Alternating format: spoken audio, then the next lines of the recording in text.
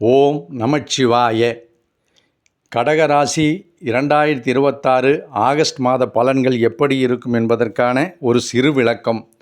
இந்த சேனலை subscribe செய்யாதவங்க subscribe பண்ணிக்கங்க, லைக் பட்டனை அமுத்திடுங்க.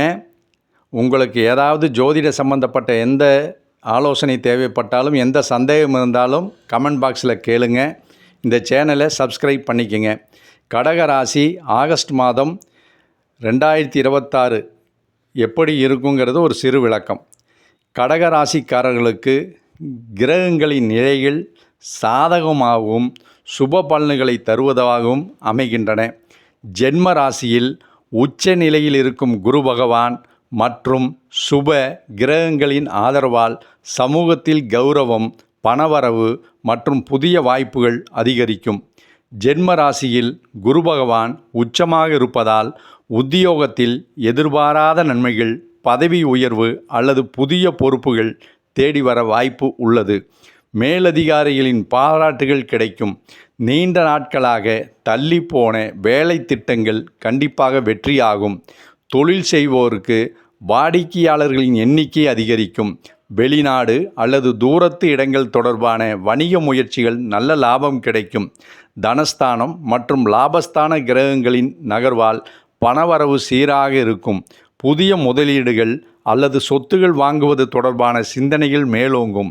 குடும்பம், சுப நிகழ்ச்சிகள் மற்றும் பயணங்களுக்காக சில அத்தியாவசிய செலவுகள் ஏற்படலாம். குடும்பத்தில் அமைதியும் சுப நிகழ்வுகளுக்கான சூழலும் நிலவும்.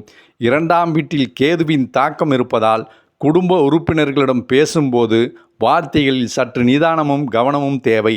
தேவையற்ற விவாதங்களை தவிர்ப்பது நல்லது. குருவின் பலத்தால் பெரிய அளவிலான உடல்நல பாதிப்புகள் உங்களுக்கு இருக்காது. 8இல் ராகு மற்றும் 9இல் சனி இருப்பதால் பயணத்தில் கவனம் தேவை. வாகனங்களை இயக்கும்போது உஷ்ணம் சார்ந்த சிறு உடல் உபாதைகளும், சீரற்ற தூக்கம், வயிற்று சம்பந்தப்பட்ட பிரச்சனைகளில் கவனம் செலுத்துவது அவசியம். செவ்வாய் அல்லது வெள்ளிக்கிழமைகளில் அருகம்புல் சாற்றி விநாயகரை வழிபடுவது பேச்சில் தெளிவையும் குடும்ப அமைதியையும் தரும். வியாழக்கிழமைகளில் குரு பகவானையோ அல்லது ஸ்ரீ தட்சிணாமூர்த்தியையோ வழிபட்டு வர எடுத்த காரியங்களில் கூடுதல் வெற்றிகள் கிடைப்பதற்கு வாய்ப்புண்டு. ஓம் நமச்சிவாய. இந்த சேனலை சப்ஸ்கிரைப் செய்யுங்கள். உங்களுக்கு ஏதாவது ஜோதிட சம்பந்தப்பட்ட சந்தேகங்கள் இருந்தால் கமெண்ட்ஸ் பாக்ஸில் கேளுங்கள். நன்றி, வணக்கம்.